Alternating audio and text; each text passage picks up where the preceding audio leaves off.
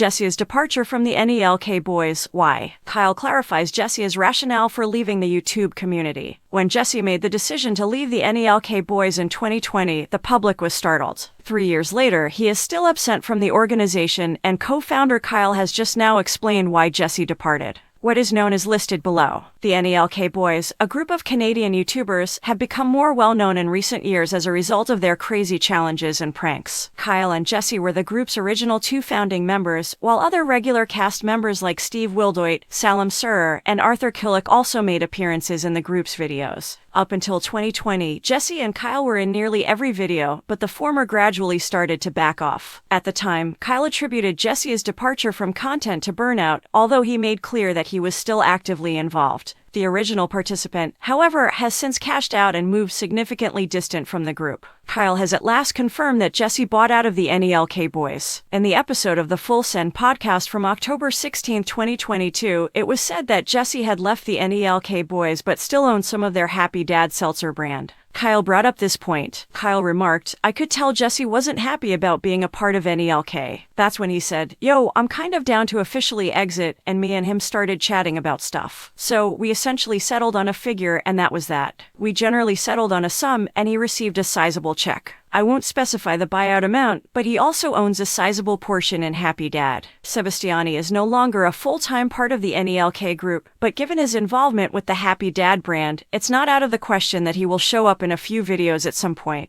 Compared to Bob Menery's departure from the Full Send podcast, where there have been allegations of money still being owed, everything seems to have gone much more smoothly. However, Kyle addressed the issue in his response and said their end had taken care of everything.